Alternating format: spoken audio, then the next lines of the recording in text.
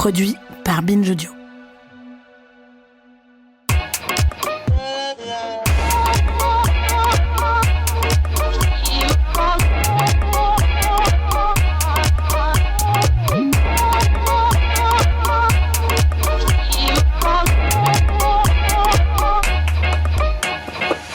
Bonjour Rokhaya. Bonjour Grace. Bienvenue dans ce nouvel épisode de Kiffe ta race, le podcast qui saute à pieds joints dans les questions raciales. Comme vous le savez, dans Kiffe ta race, nous parlons sans complexe d'arabes, d'asiatiques, de roms, de noirs, de musulmans, de juifs.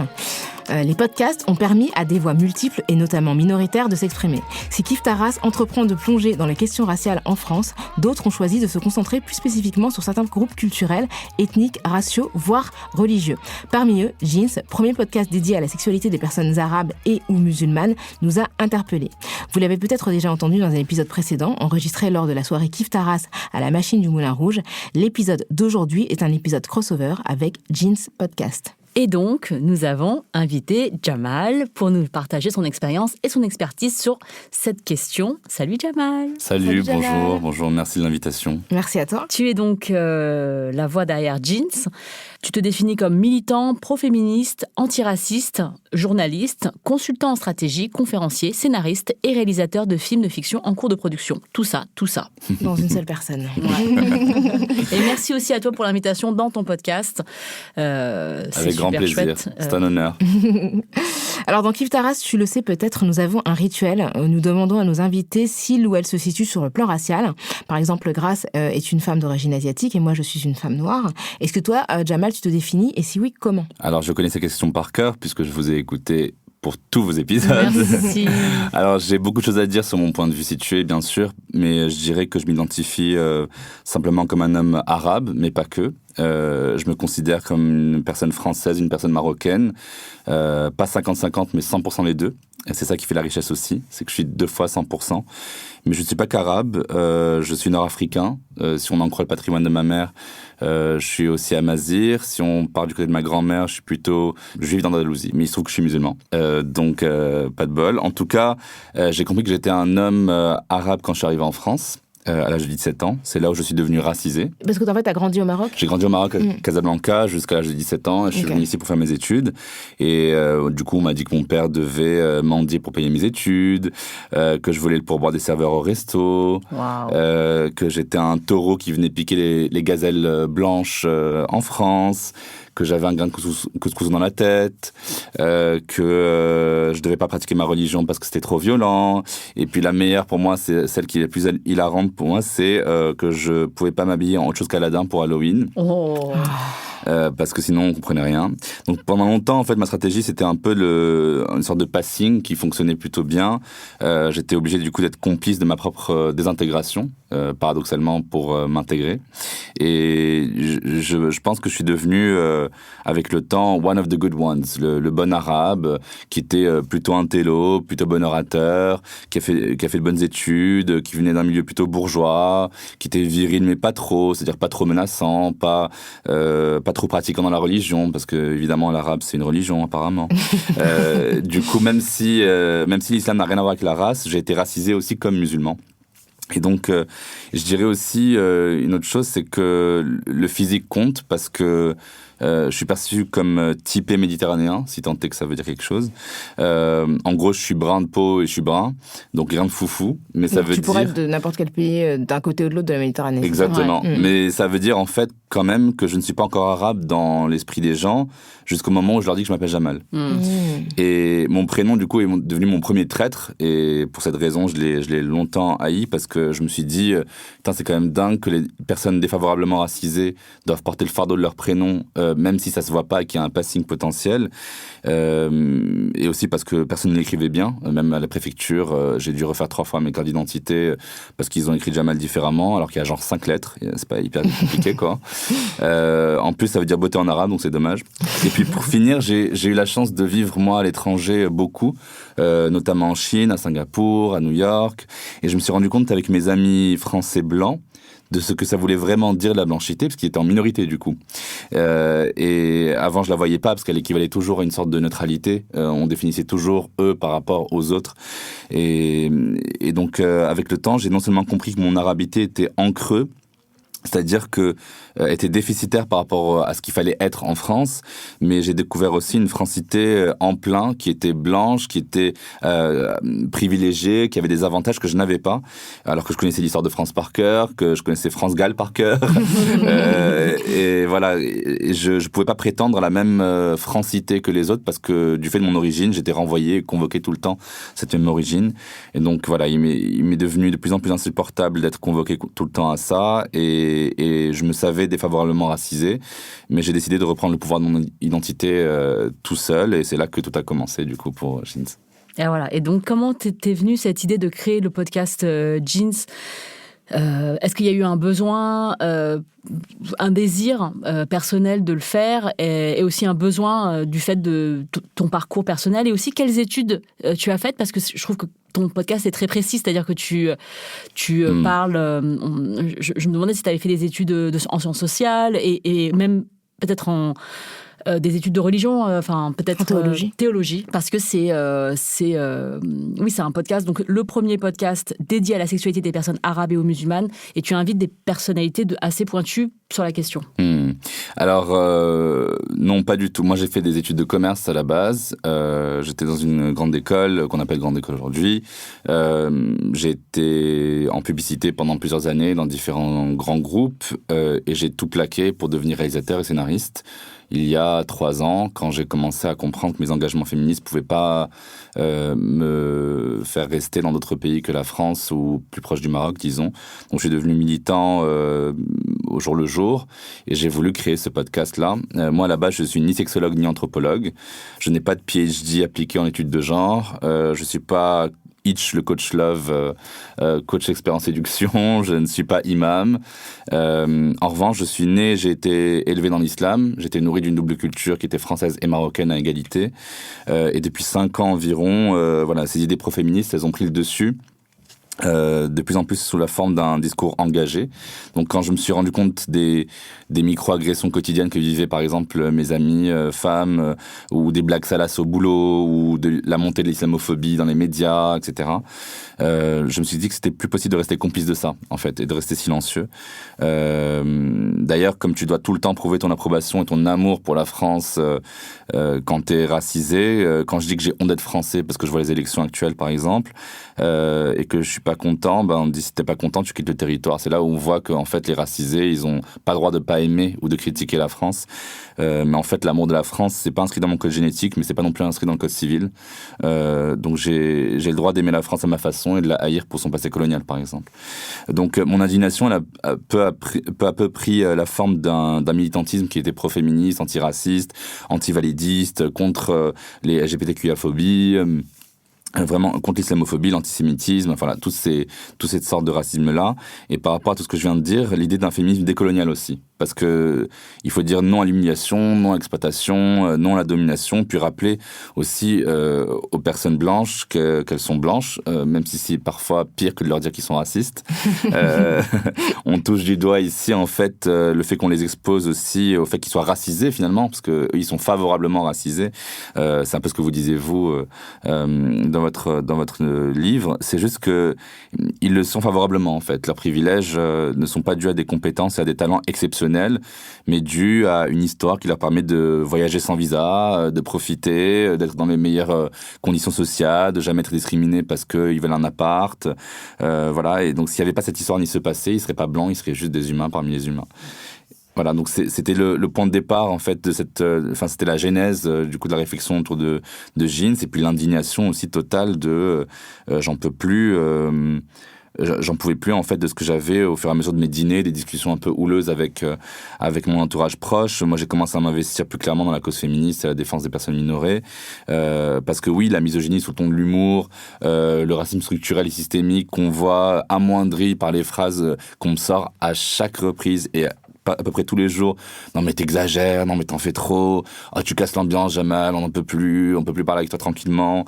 Et puis l'homophobie évidente de si tu bois pas t'es pédé, si t'es... enfin voilà, toutes ces choses-là qui s'immiscent dans le dialogue qui est quotidien de tous les jours, et puis les faits divers, les viols à répétition, la pédocriminalité, la fétichisation des corps féminins, enfin bref, je me suis posé toutes ces questions-là, et j'en pouvais plus. Ces discours médiatiques anxiogènes qui n'étaient pas du tout pacifiés ni pacifiques, qui étaient dans une sorte de belligérance informationnelle. Il y avait toutes ces injustices qu'on mitraille sur nos consciences. C'est trop, même pour moi en tant que militant. Il y a une question de santé mentale à la fin. Donc je me suis dit non, c'est mort, ça suffit. Je veux vivre dans le respect, je veux vivre dans l'acceptation.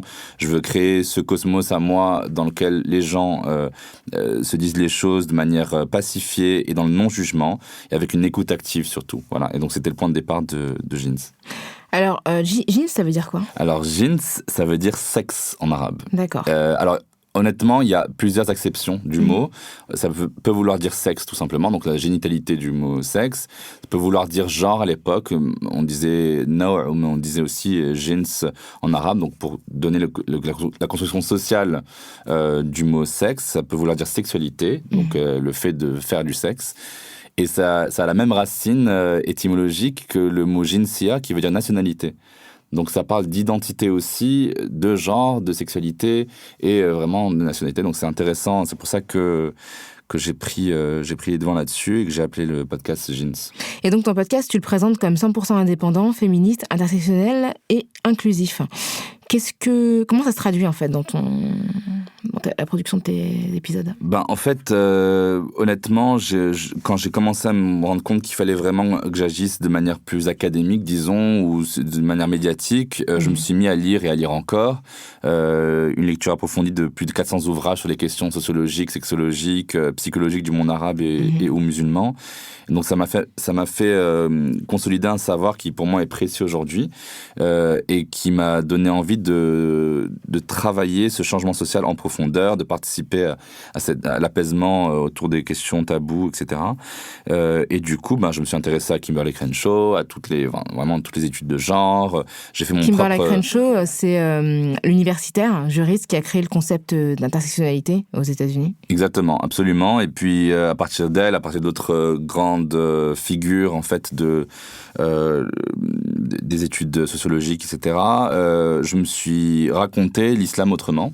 Et je me suis dit, c'est marrant parce que je dis jeans parce que je veux dire sexe, je veux que les gens écoutent sexe tout le temps dans leurs oreilles, parce que c'est tabou, que la sexualité et l'islam, on les dépeint comme oxymoriques, c'est-à-dire incompatibles, irréconciliables. Moi, en relisant les textes saints, que ce soit coraniques ou bibliques, en mettant le nez dans les faits culturels et historiques, je veux que les gens ils sachent qu'il n'est pas impossible d'associer la sexualité et la foi. Je veux parler de ce qui génère ce que en arabe j'ai appelé les 3 h, c'est-à-dire la hchouma, la honte, le haram qui est ce qui est religieusement illicite, et la hugra qui veut dire la discrimination et l'oppression. Donc c'est les trois H, les 3 H qui font que c'est hyper chiant de pas pouvoir parler de ce genre de choses. Et je suis conscient d'être optimiste sur ces questions-là, d'être un peu idéaliste, voire bisounours, mais je crois vraiment en une bienveillance, en une sorte de mise en lumière. Je crois que c'est un principe que tout humain peut avoir en soi, quelle que soit l'origine, la couleur de peau, la sexualité, la religion, le genre. Et le parti pris du podcast, c'est vraiment de parler de ces sujets épineux avec les plus grands spécialistes, qui soient vraiment dans une forme d'intersection des identités aussi, pour parler de ce qui est le plus intime pour moi. C'est vraiment le point de départ, c'est l'intimité qu'on peut pas toucher, qu'on peut pas questionner, il n'y a pas de débat là-dessus. C'est la sexualité, c'est l'identité de genre, c'est la foi. On peut pas expliquer pourquoi on croit en Dieu, on peut pas expliquer pourquoi on est exactement une personne trans. Voilà, donc c'est des questions qui sont revenues sur le devant de la scène aujourd'hui, mais j'avais besoin de rétablir la vérité là-dessus pour que s'arrêtent les débats incessants. Je voulais montrer par A plus B aussi qu'on pouvait être une femme musulmane et une femme féministe. Je voulais mettre en lumière des faits qui réconcilient en fait. Et là, vraiment la ligne éditoriale de Jeans, c'est d'arrêter les déchirements et de faire l'éloge de la nuance. C'est ça le principe. Et est-ce que tu sais qui t'écoute ? Est-ce que ce sont des personnes qui sont arabes et ou musulmanes ? Et si c'est des femmes ou si c'est des hommes ? Là, tu as fait plus d'une 60aine d'épisodes à ce jour. Et comment est-ce que ton travail dans le podcast a été reçu par ta famille, ton entourage proche ? Est-ce qu'ils pensaient que est-ce que c'est quelque chose qui les choque ou pas ? Je sais pas grand-chose de mon disons, mon audience, à part le fait qu'il y a beaucoup de femmes, évidemment, il y a beaucoup de personnes queer aussi. Donc là, j'ai su l'importance et l'utilité du podcast parce que j'ai vu que ça a sauvé beaucoup de gens, en fait, de se dire que c'était réconciliable, sexualité et islam, réconciliable, arabité et sexualité libre, c'était réconciliable d'être queer et d'être musulman, etc., etc. Pour la question de l'accueil, c'était hyper dur, parce que parler de sexualité, parler de rapports non pénétratifs, d'homosexualité, de BDSM dans l'islam, du travail du sexe, de la transidentité, de la fétichisation raciale, de la colonialité, enfin tous ces concepts-là, ça fait un séisme dans la tête des gens. C'est séisme magnitude 9, quoi. C'est l'explosion. Et ça bouleverse, ça dérange, mais du coup aussi ça questionne. En fait, c'est ça que je voulais, moi, personnellement, c'est secouer les évidences qui étaient construites par les stéréotypes ou même par les archétypes du fait qu'on soit une femme arabe et donc on doit être soumise au lit, du fait qu'on doit être un homme noir et qu'on doit avoir un gros engin pour être sexuellement attirant, du fait que l'islam dit les choses sur les personnes queer de manière évidente comme étant des condamnés aux enfers. Du coup, c'est venu pêcher beaucoup de personnes assez rapidement. Du coup là il y a une petite base disons qui est de 5000 abonnés sur Instagram ou 10 000 si on prend les plateformes d'écoute. Il y a eu 120 000 écoutes uniques depuis la création du podcast, donc c'était pas dérisoire et ça veut dire surtout que les gens ont vite commencé à écouter de manière qualifiée. Moi je suis très content d'avoir cette communauté là qui était très qualifiée parce que engagée aussi, parce qu'ils comprennent cette intersection là et puis c'était intéressant aussi de dire que ils ont commencé à écouter épisode après épisode et ils l'ont écouté en groupe et puis ils l'ont écouté en cachette. Moi, j'ai des amis marocains qui me disent que leurs parents, ils ont complètement dénoncé l'initiative, que c'était catastrophique, qu'on ne pouvait pas dire ce genre de choses, que ça déjouait les principes premiers de l'islam, etc. Et puis qu'ils les ont trouvés en train d'écouter Jeans en cachette dans leur chambre. Mais vraiment à plein son, alors qu'ils dénonçaient l'initiative quelques heures auparavant. Et je me suis dit, putain, mais en fait, si ça se trouve, Jeans, c'est un peu le nouveau porno, quoi. C'est que t'écoutes en cachette. Publiquement, mais voilà, on le fait en cachette. En secret. Exactement, et c'est juste du porno un peu plus intello et un peu plus féministe aussi.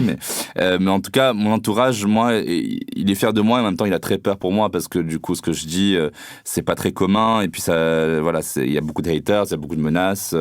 J'ai été menacé de mort plusieurs fois, surtout avec la montée en France de Madame Voldemort et de Monsieur Gremlins.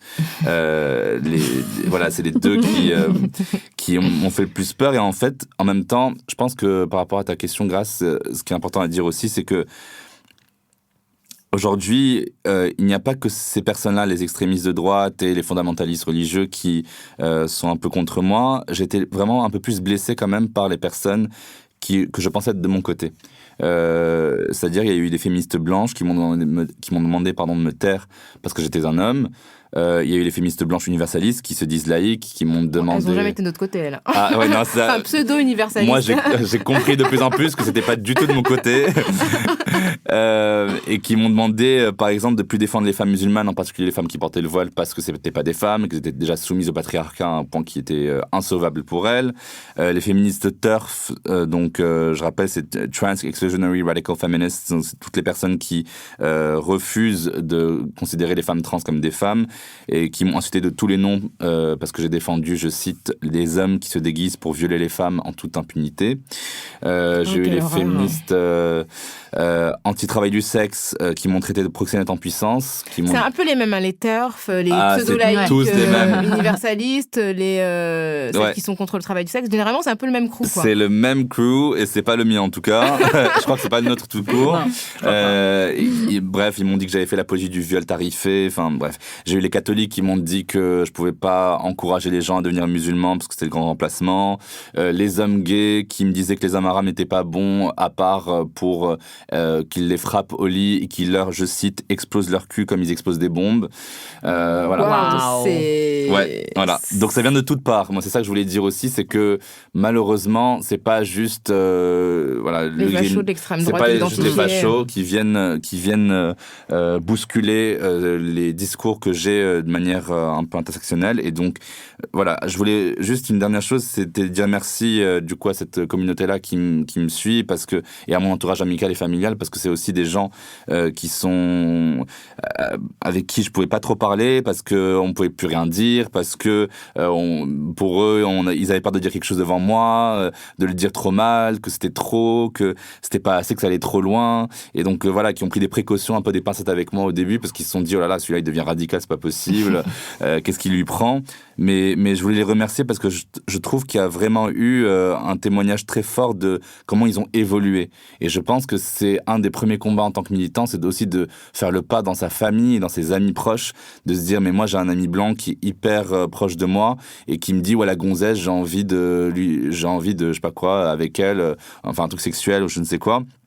Et de vraiment revisiter ça avec lui, de comprendre ça mieux, de pas l'assommer d'insultes parce qu'il a dit ça. Et je pense que c'est vraiment là où on se confronte à la réalité, à nos parents, à nos grands-parents, à tout ce qui s'est passé, voilà, et même aux enfants quand on en a. Donc voilà, j'ai vraiment eu l'impression d'avoir agi, œuvré pour l'action, pour disons la paix sociale quand j'ai parlé à mes proches, et puis toutes les personnes qui m'ont confessé des choses sur Jeans, des messages d'amour, les prières. Ou les critiques, même les critiques constructives, pour moi c'était vraiment précieux, et c'est pour elles et eux que je fais ça, donc merci pour ça. Dans un contexte aussi islamophobe que la France, il est très difficile de discuter de théologie et d'évolution de l'interprétation des textes religieux coraniques sans prêter le flanc à des observations racistes. Comment tu arrives justement à naviguer entre ces deux eaux qui sont contradictoires, hein?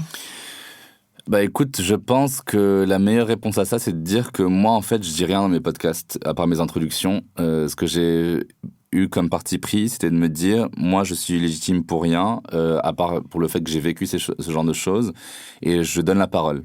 L'idée, c'était vraiment que je voulais réunir des gens autour d'une parole forte, pour pointer du doigt les systèmes d'oppression, pour mettre une sorte de coup de poing aux préjugés, et puis pour tendre la main aussi à toutes les personnes qui se sentent concernées par ces rapports d'oppression, pour qu'elles se réapproprient leur histoire, et même l'histoire tout court.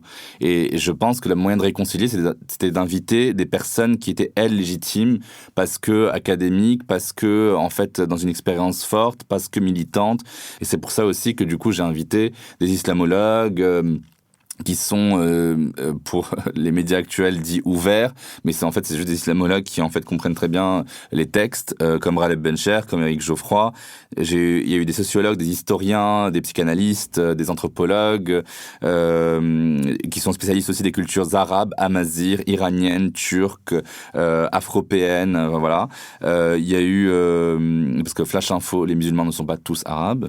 C'est même une minorité chez les musulmans, les Arabes. Dans les musulmans du monde, les Arabes sont complètement minoritaire. Absolument. Donc c'est pour ça que voilà, il y a vraiment eu cette importance-là sur la question de la culture au-delà de la question de l'islam.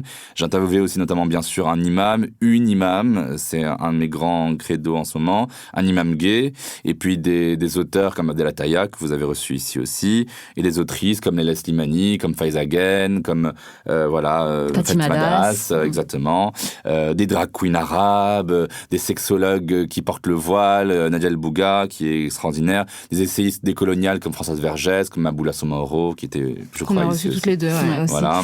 Mais du coup, pour en venir à ma question c'est comment, même si toi tu t'exprimes pas directement, comment tu fais pour que on reprenne pas ton travail en disant, vous voyez ces musulmans, ils ont une pratique qui est restrictive, qui est régressive dans la société française, et en fait il faut leur imposer une lecture occidentale, ouverte, etc. Évidemment en alimentant un préjugé selon lequel seul l'Occident pourrait apporter la lumière aux musulmans. Tu vois ce que je veux dire ? Parce qu'en fait, souvent, les musulmans sont dépeints comme des personnes arriérées, et toute question relative à la réforme possible de l'interprétation de l'islam est manipulée en fait par des gens est manipulée à des fins racistes. Totalement. Je pense que la pire des choses, c'est l'instrumentalisation qui est faite des discours qui se veulent extrémistes dans les pays musulmans. plutôt du côté de la péninsule arabique, qui en font un paradigme qui est très très bon pour les personnes occidentales, pour être reprises par elles et instrumentalisées. Et puis c'est ce que dit en fait Edouard Saïd et même le professeur Joseph Massad dans leurs questions sur l'orientalisme. En fait, c'est hyper orientaliste de tout le temps venir exposer des espèces de passages comme ça qui sortent de nulle part, du texte coranique sans le contexte, d'essayer de comprendre aussi comment ces musulmans ne vivent pas dans la modernité, que le voile est arriéré et un signe direct de la soumission de la femme, alors que en fait, il ne s'agit pas de les culpabiliser, il ne s'agit pas de les infantiliser, ce ne sont pas des enfants mineurs à qui on doit expliquer la vie et qui ont été imposés par leur père ou leur frère dans leur cité de banlieue parisienne, pauvre et misérable, comment en fait elle ne peut s'en remettre qu'à Dieu et à une espèce de pudeur. En fait, c'est la même logique totalitaire qui est à l'œuvre quand on dit qu'il faut le porter ou qu'il ne faut pas le porter. Donc, quand voilà, MLP, pour pas la citer, dit des choses aussi horribles que moi, si j'y suis, je vais dire qu'il n'y a plus de droit à porter le voile à l'extérieur dans la place publique. Mais en fait, déjà, à la base, c'est censé être porté sur la place publique pour ne pas être porté à l'intérieur des maisons. Oui, donc, en fait, il n'y a aucune sorte de sens à ça. Et puis voilà, je pense que c'est... D'ailleurs, au passage, juste un des trucs, une petite pépite qu'on apprend dans Jeans, par exemple, c'est que le mot hijab qu'on utilise à peu près dans le monde entier n'est pas le bon mot pour parler du voile en islam. Ça veut dire une séparation, un rideau. Ça a été employé 7 fois dans le Coran et 7 fois pour une question de séparation et non pas une question de vêtements. Nous, on parle de khimar. Il y a un verset qui parle un peu de ça et qui, d'ailleurs, est sur... c'est des pans de tissu qui sont mis sur les côtes, en gros, sur l'échancrure et les côtes. Donc, ça n'a rien à voir avec la tête, rien à voir avec les cheveux. Mais il tient à toute personne de l'interpréter comme elle ou il le sent. Et c'est en fait là le but de la foi, c'est l'exploration personnelle, mais il ne tient pas à une personne occidentale d'expliquer à quelqu'un qui n'a, en fait, en plus, qui sont souvent d'un point de vue laïque, donc je dirais moi-même laïciste, qui viennent imposer une sorte d'universalisme blanc, qui disent non, tu n'as pas le droit de voir les choses comme ça, non, tu ne peux pas t'adapter à nous, t'intégrer à nous si tu n'es pas exactement comme nous. Donc il faudrait se blanchir la peau, il faudrait ne plus avoir les cheveux comme ci, les yeux comme ça, les cheveux pas couverts, les cheveux couverts. Si tu n'es pas désintégré pour être intégré à ma communauté, alors tu ne peux pas faire partie de ma communauté. Moi, j'ai une question, parce que j'ai rencontré récemment une jeune femme qui est étudiante, qui est tunisienne et qui est venue à Paris pour faire des études dans une grande école. Et elle a fait un excellent discours dans un concours de l'équence où j'étais. Et dans ce concours, enfin, dans sa prestation, elle a dit une phrase que j'ai notée dans mon petit calepin. Et elle a dit « Je ne peux pas parler de sexe à mes parents et d'islam à mes amis ». Et j'ai trouvé que c'était fort, que ça représentait en fait le fardeau. Ouais. Qu'est-ce que tu aurais comme conseil à lui donner ? D'écouter Jeans. Très bon conseil. Peut-être que ses parents écoutent Jeans en cachette. Exactement. C'est exactement ce qui se passe. Écoute, moi j'ai eu ce cas évidemment une centaine de fois de jeunes personnes qui n'osaient pas. Il y a des personnes même qui m'ont raconté des atrocités qu'ils ont vécues dans leur vie, que ça passe vraiment de l'agression sexuelle au viol à toutes sortes des maris qui les battent, voilà, et qui savent pas comment sortir de ça. Les personnes qui sont athées, qui sont mariées avec des musulmans. Enfin bref, il y a tous les cas de figure. Je pense que c'est du cas par cas. Je pense qu'il faut écouter effectivement tous les épisodes de Jeans, tous ceux de Kif Taras aussi, parce qu'on n'est pas à l'abri d'apprendre des choses, et que la question du sexe avec les parents, c'est tellement tabou, c'est tellement quelque chose qui vient déranger. Moi, j'appelle ça le syndrome de la télécommande, c'est-à-dire que dès qu'il y a un bisou à la télé qui passe, les parents ils se jetaient l'un après l'autre sur la télécommande pour dire vite, changeons vite, surtout pas de bisous à la télé.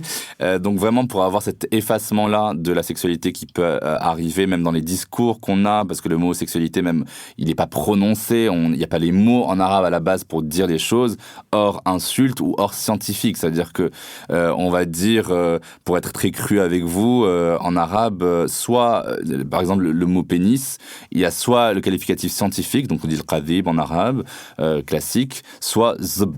donc le zob, quoi, qui est devenu zob aussi en français. Et donc, on va avoir ça le pour grand tout. remplacement de la langue française. Et oui, notre belle langue française qui est sémitisée.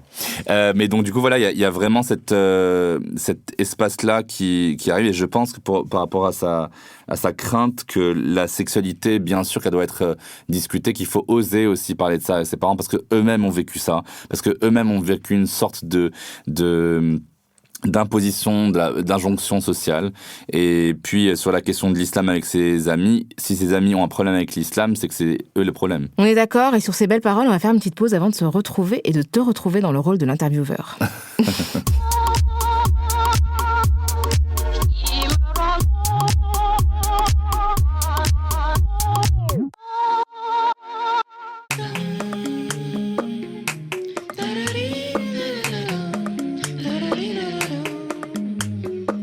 Alors, c'était juste 2 ou 3 questions à vous poser parce que déjà, j'étais très inspiré par vos travaux avant de pouvoir lancer mon podcast à moi. Merci. Évidemment, ça a permis aussi de lancer, c'est important de le dire parce que voilà, ça rétribue aussi votre travail symboliquement, je pense. Et donc, pour dire aussi qu'autour de la table, nous sommes 3 personnes minorées. À différents niveaux. On représente les figures de la secte du wokisme, islamo-gauchiste, grand inflationniste, n'est-ce pas? Donc ça commence aussi comme une blague raciste. Il y a un arabe, une asiatique et une noire qui sont autour d'une table. Mais ça n'est pas une blague. Nous pouvons être arabes, asiatiques, noirs et de nationalité française. Donc en fait, on défie l'impératif de l'universalisme laïque, et je rajouterai blanc, avec un des nombreux points communs entre Jeans et Kif Taras, qui est l'intersectionnalité. Alors du coup, la question est autour de ça. C'est est-ce que vous pourriez dire en quoi c'est un outil puissant pour mettre en lumière les failles du système hétéro-patriarcal blanc, appelons-le comme ça. Comment on peut utiliser cet outil au quotidien pour soi, concrètement, en fait, pour mieux déjouer les oppressions que l'on vit en tant que personne qui vit une identité intersectionnelle. Tu parles de l'outil de l'intersectionnalité, Ouais. c'est ça? Disons que c'est un outil qui a été créé par une juriste, dont on a rappelé le nom tout à l'heure, Kimberlé Crenshaw, pour justement étudier un cas où une femme noire avait été victime de discrimination et où les juges n'avaient pas été en capacité d'identifier sa discrimination parce qu'ils avaient strictement tenu compte du cas d'hommes noirs et de femmes blanches. Et donc, ils n'arrivaient pas à la voir dans sa condition spécifique, dans la discrimination qu'elle avait vécue. Donc, je pense que cet outil-là peut nous servir. Alors, il sert évidemment dans le droit pour lutter contre pour sanctionner les discriminations racistes, mais dans le quotidien, on l'utilise tout simplement en voyant les gens dans leur complexité et en se disant, quand on est féministe, qu'on ne peut pas être uniquement féministe sans être antiraciste, sans lutter contre les discriminations LGBTQIA-phobes, sans être contre le validisme, etc. Et je pense que c'est justement considérer que toute oppression est potentiellement croisée par d'autres oppressions, et donc d'avoir toujours les yeux ouverts sur toutes ces dynamiques qui sont parfois convergentes, parfois concurrentes, mais en tout cas qui sont présentes à plusieurs niveaux sur plein de personnes, en fait. Et je dirais que cet outil de l'intersectionnalité m'a permis, par exemple, quand je suis confrontée à des actes ou des propos violents, de moi les analyser, parce que parfois on vit des choses, on ne sait pas pourquoi, oui. on sait pas exactement, c'est peut-être flou, c'est pas évidemment raciste ou évidemment sexiste ou évidemment un mépris de classe, parce que parfois on ne sait pas trop, en fait, c'est juste violent. Et l'outil de l'intersectionnalité me permet d'y repenser et de me dire, ah non, je pense que ça c'est parce qu'on est dans tel endroit où et les gens qui sont là, ils sont majoritairement comme ci ou comme ça, et ce que ça renvoie de mon image, c'est ça, et c'est ça qui a été visé dans cette situation-là. Ouais. Si je suis dans une classe, dans une réunion de parents d'élèves de l'école de mes enfants où on est plein de personnes d'horizons différents, c'est-à-dire beaucoup de mixité sociale, comme on dit en France, évidemment que c'est pas le féminisme, c'est des femmes par exemple qui sont toutes là, c'est toutes des mères souvent, qu'elles sont toutes il y en a beaucoup des racisés, mais il y en a aussi des pas racisés. Donc il y a peut-être le racisme qui joue à ce moment-là. C'est pas le sexisme qui est en jeu. Voilà. Peut-être aussi c'est le mépris de classe. Peut-être c'est les deux en même temps, puisque des fois le racisme et le mépris de classe, c'est deux choses qui sont liées. Et de me dire et d'analyser les propos en me disant, en fonction. Donc ça me permet ça au quotidien de moi de me réfléchir à ce qui se joue, ce qui est en train de se jouer. Et c'est très utile parce que ça me permet de comprendre et puis de voir qui sont les gens en face de moi. Donc important. Ouais, c'est très important. Et alors, pour basculer aussi sur un autre angle que j'ai adopté dans Jeans, qui est de parler de la question du féminisme spirituel ou féminisme religieux qu'on appelle islamique. Alors, n'ayez pas peur, islamique ne veut pas dire islamiste. Tout va bien. Mais même le terme d'islamiste, je trouve qu'on peut le questionner. Parce que les extrémistes religieux des autres religions, on les appelle pas christianistes ou judéistes. Absolument. Et donc, c'est comme si l'excès d'islam était forcément dangereux. Exactement. Et je trouve que même ça dérange. Absolument, parce que la dangerosité fait partie intégrante du discours médiatique quand on parle de l'islam, effectivement. Absolument. Mais alors justement, Rokhaya, je sais pas moi où tu te situes au niveau de ta foi, c'est quelque chose de très intime, donc je vais pas le questionner, c'est pas quelque chose que je veux savoir directement, mais je sais que tu as évoqué dans le passé que tu avais grandi dans un contexte musulman, du fait notamment de tes origines sénégalaises, sauf qu'en France, musulmane égale arabe, on en a parlé tout à l'heure, j'en parlais avec même Maboula Soumaoro dans un épisode, une femme noire musulmane qui porte un foulard en wax sur la tête sera perçue comme africaine, là où une femme maghrébine pas croyante sera perçue d'office comme musulmane. Et toi, Grâce, du coup, tu es une figure, moi je trouve aujourd'hui, de l'asioféminisme en France, mais tu n'as pas de lien personnel avec l'islam, quoique l'islam fasse partie intégrante aussi de la géopolitique mondiale, en Asie notamment, entre le Pakistan, le Bangladesh, l'Indonésie, la Malaisie, puis bien évidemment les problématiques aujourd'hui mondiales qui sont autour des minorités musulmanes en Asie, comme les Rohingyas, en Birmanie, les Ouïghours en Chine. Du coup, la question que je voulais vous poser, c'est qui est une question évidemment rhétorique, et j'imagine que vous le verrez, est-ce que vous vous sentez concerné par ces causes ? Si oui, comment est-ce que vous les portez sans être directement concerné ? Par exemple, pourquoi vous défendriez les femmes musulmanes qui portent le voile ? Alors moi, pour répondre, effectivement, je trouve ça très important de rappeler la multiplicité des musulmans. Tu as cité l'exemple de l'Indonésie, c'est le pays le plus grand en fait en termes de nombre de musulmans dans le monde. Et donc ça, c'est quand même important de rappeler que la plupart des musulmans en fait sont asiatiques, et pas asiatiques du Proche ou Moyen-Orient, mais asiatiques de l'Asie beaucoup plus à l'est ou au sud. Donc ça, c'est important parce que dans la représentation mentale, en fait, effectivement, comme l'islam est né dans le berceau arabique et qu'il s'est exprimé, en tout cas le Coran a été est descendu, pour ceux qui croient, en tout cas, a été révélé en langue arabe et qu'il se récite aujourd'hui toujours en langue arabe, il y a quand même un sentiment de suprématie des personnes arabophones sur les autres musulmans, qui est très très présent au sein de la communauté musulmane, et effectivement, toujours le sentiment que, étant locuteurs de la langue de la révélation du Coran, ils sont de meilleurs musulmans, naturellement, que les autres musulmans. Et ça, je trouve que c'est quand même quelque chose d'assez présent. Le fait que les musulmans non arabes soient disqualifiés dans leur islamité. Que moi, je sais que, par exemple, il y a un imam que j'aime beaucoup, que j'apprécie beaucoup, qui s'appelle Mohamed Bajrafi, qui est hyper brillant. Et il a jamais vraiment percé, en fait, autant que d'autres imams dans la sphère médiatique française. Il est d'origine comorienne, il est né aux Comores, il a grandi aux Comores, il est hyper brillant. Pour le coup, c'est aussi un universitaire. Et j'ai l'impression que, finalement, il n'y a pas vraiment d'adhésion, autant d'adhésion à ce qu'il est, parce qu'il est noir. Absolument. Et parce qu'il n'est pas... C'est marrant parce qu'en fait, il est noir et il est aussi arabe. Absolument, parce que les Comoriens sont aussi des Arabes. Et du coup, mais il n'est pas reconnu dans cette identité, j'ai l'impression. Et je trouve que, il y a une vraie question en plus, en France, on a des territoires comme Mayotte qui sont à 95% musulmans, qui sont des territoires d'Afrique noire. La Réunion, il y a énormément de musulmans aussi qui sont eux plutôt originaires du sous-continent, du sud de l'Asie, en fait. Donc d'Inde notamment, et c'est vrai que voilà, donc moi je me considère comme une femme musulmane, je le dis toujours, et si je défends la liberté des femmes à porter le voile, c'est parce que moi je le porte pas, et c'est parce que justement je pense que au sein de la communauté musulmane il n'y a pas d'uniformité, et moi je me bats pour qu'on ait tout le droit de choisir de porter le foulard ou de ne pas le porter. J'ai pas envie d'imposer mon choix à d'autres femmes qui ont fait un choix différent, et dans ma famille il y a toutes les options. options, en fait. Il y a des femmes qui portent des voiles, vraiment un voile qui couvre les oreilles et le cou.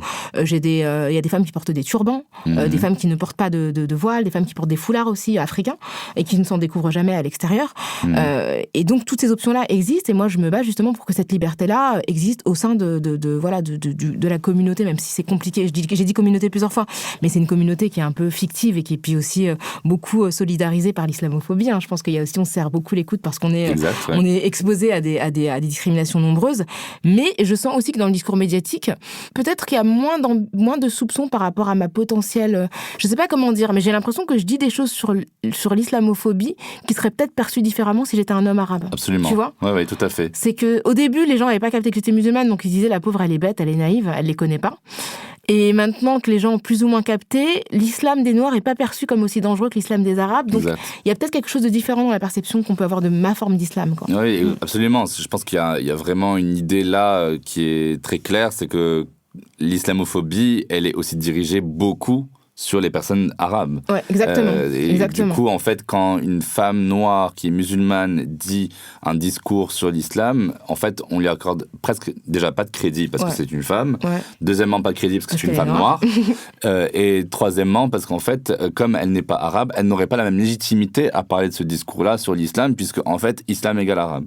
Donc, et puis voilà. Et puis moi, il y a je sais pas combien de fois dans les plateaux, on me dit oui, mais vous savez, dans le Coran, qu'il y a des blancs pas musulmans qui commencent à m'expliquer le Coran. Je fais mais c'est juste d'une arrogance folle. Et juste pour terminer, avant de donner la parole, enfin de faire circuler la parole et qu'elle arrive jusqu'à Grace, il y a un autre truc aussi que je trouve important, c'est de rappeler que moi je suis originaire du Sénégal et c'est un pays qui a été islamisé à la fin du XVIIIe siècle. Et donc on avait des cultures avant l'islam. Ouais. Et je pense que c'est très très important pour nous qui sommes africains de l'Ouest de préserver nos cultures et notamment nos prénoms. Enfin moi je m'appelle Rokhaya, c'est pas un prénom, c'est un prénom arabe en fait qui vient du Coran. Ouais. Et c'est important pour moi islamiquement, mais c'est aussi important de rappeler qu'on avait des cultures qui précédaient l'islam et qu'aujourd'hui, il y a quand même un écrasement qui se fait et une disparition des cultures locales parce qu'il y a à la fois une islamisation, une arabisation qui se fait plus forte et qui fait disparaître un petit peu les spécificités locales. Oui, ça c'est un danger clair, bien sûr. Voilà. Moi, j'ai pas de relation évidente avec l'islam, de lien évident avec l'islam, mais en réalité, j'ai de la famille en Chine qui est musulmane.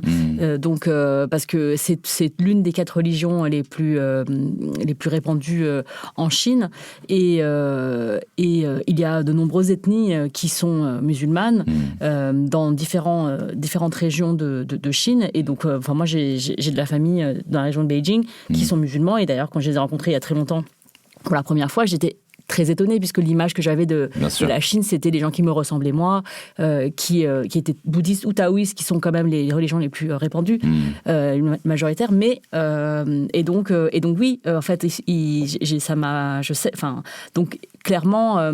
Et puis évidemment, on a parlé d'Indonésie, mais aussi d'Asie du Sud, puisque dans de nombreux pays d'Asie du Sud, la religion est la religion est l'islam. Donc la Malaisie, par exemple, c'est complètement. Une partie de Singapour, c'est vrai que c'est donc et le fait de ne pas associer l'Asie avec la multiplicité des personnes qui y vivent sur ce continent, ça m'affecte, puisque c'est une forme de réduction des personnes du continent asiatique, de ne pas reconnaître tout ce qui remplit leur vie, que ce soit les cultures, les religions, et évidemment la question des discriminations liées aux religions est extrêmement importante, d'une manière générale dans le contexte français, notamment le contexte lié aux élections présidentielles depuis 20 ans aujourd'hui, et ça n'a je suis solidaire avec toutes les résistances et les organisations, des personnes qui s'organisent pour lutter contre ces discriminations. C'est les mêmes mécaniques, en fait. Absolument. Qui sont en jeu, bien sûr. Mais c'est ça aussi, je pense, qui est la beauté de la question intersectionnelle, qui amène du coup à une convergence des luttes. C'est ce que disait aussi Kimberlé Crenshaw. D'ailleurs, j'adore aussi cette citation d'Audre Lorde, qui était elle-même poétesse, américaine, militante, féministe, lesbienne, engagée dans le mouvement des droits civiques en faveur des Afro-Américains à l'époque. Elle disait « Je ne suis pas libre tant que n'importe quelle autre femme est privée de sa liberté, même si ses chaînes sont très différentes des miennes. » Et je pense que c'est une très belle façon d'exprimer l'intersectionnalité et le combat, en fait, de ces luttes qui convergent, qui qu'on soit. Très bien, alors on va conclure, mais avant, dans chaque épisode de Jeans, on déconstruit ensemble un mythe ou un mytho qu'on m'a dit, ou que j'ai souvent entendu. Il m'arrive quelquefois de parler longuement à des amis ES, des femmes arabes. Je précise qu'elles sont CSP+, hyper diplômées, hétéro-cis. Je parle avec elles de la situation des femmes arabes et ou musulmanes en France, et généralement elles me répondent « Non mais parfois tu en fais tout un plat. Moi je suis une femme arabe, j'ai jamais vécu ça, ok ? Tu te compliques trop la vie. Il y a des combats plus urgents, hein. » Qu'est-ce que vous aurez répondu à ma place ? Que la sociologie, c'est pas de l'individualité, quoi. C'est pas, je veux dire, c'est pas parce qu'on est soi-même privilégié ou préservé de certaines oppressions qu'elles n'existent pas. Et que c'est justement parce que souvent on est dans une position assez privilégiée, comme c'est le cas de nous trois. On est des personnes qui sommes diplômées, qui appartenant aux franges les plus favorisées, en tout cas des catégories françaises. C'est pour ça qu'on a le temps de s'asseoir, de faire des podcasts, de discuter, de débattre et tout ça, parce qu'on n'est pas dans une urgence économique. Donc voilà, c'est juste dire que c'est pas parce qu'on vit pas quelque chose que ça n'affecte pas d'autres personnes. Et je dirais aussi que c'est l'un des mécanismes du racisme et des oppressions de manière générale, de considérer que les propriétés des personnes qui sont dominantes dans une société, dont la société marocaine, ce serait ces personnes-là, sont des généralités pour tout le monde. Bah oui. Donc, donc moi, ce que je vis pas, je considère pas que tout le monde le vive, puisque je fais partie de la minorité, des minorités d'une manière générale, et j'ai jamais eu ce luxe de considérer que mon quotidien, c'était ton quotidien, ou ton quotidien, Rokhaya, c'est parce que je sais que c'est pas comme ça. J'ai jamais eu ce luxe-là. Mais il y a beaucoup de personnes qui ont toujours cru que parce qu'elles le voient, c'est leur double vie. Ils le voient, ils le vivent, puis après ils le voient sur les écrans, puis après ils les racontent dans un livre, et en fait ils ont l'impression que tout le monde vit la même chose. Exactement, ouais, c'est ça. Mais c'est incroyable parce que c'est tout le temps la remise en question, moi, qui me fait le plus de mal. C'est non, mais t'es fou, ou tu as mal vu les choses, ou tu as voulu mal voir les choses, etc. Et je me souviens que les premières fois où j'ai commencé à faire émerger des remarques racistes qu'on m'avait faites, ou le fait que quand je revenais des vacances au Maroc en famille, que j'étais un peu plus bronzé, on m'arrêtait plus dans les métros ou dans les RER, quand j'allais à Cergy par exemple. Il y a toujours ces questions-là en fait, cet entre-deux qui est impossible à prouver. Et quand j'en fais part aux personnes qui sont les plus proches de moi, qui sont racisées, qui sont marocaines, qui comprennent, en fait, qui me disent non, c'est dans ta tête, je trouve ça aussi violent que si elle me dit ouais, mais en fait le mec il me reluque, et parce que pour lui dans sa tête je suis une beurette, et moi je lui dirais non, en fait tu vois les choses un peu bizarrement, ça va, c'est juste que t'es passé devant. Trouver des excuses en fait à ça, pour moi c'est extrêmement violent et dangereux, et je conseille vivement à toute personne qui écoute cet épisode-là qui est commun, de ne jamais remettre en question des expériences qui sont difficiles, ou des discriminations qui sont évidentes pour les personnes qui l'ont vécu, de pas le remettre en question, parce que c'est là où il y a le plus de mal en fait, parce que c'est là aussi on peut se dire, même pour les questions de viol qui sont beaucoup plus graves, est-ce que vraiment ça s'est passé comme je le pensais? Je pense qu'il faut faire preuve d'écoute active, et voilà, un peu de volonté pour essayer de comprendre l'autre, de se mettre dans ses godasses et de retrouver son humanité ensemble. Ça, c'était très bien comme mot de la fin. Parfait, merci beaucoup, quel talent. C'est donc, comme tu l'as compris, la fin de ce numéro de Kif Taras avec Jamal de Jeans, premier podcast dédié à la sexualité des personnes arabes et ou musulmanes. N'hésitez pas à nous faire part de vos opinions sur l'échange que nous venons de mener. Si vous avez des commentaires, des questions, si vous êtes choqués, si vous êtes concernés, n'hésitez pas.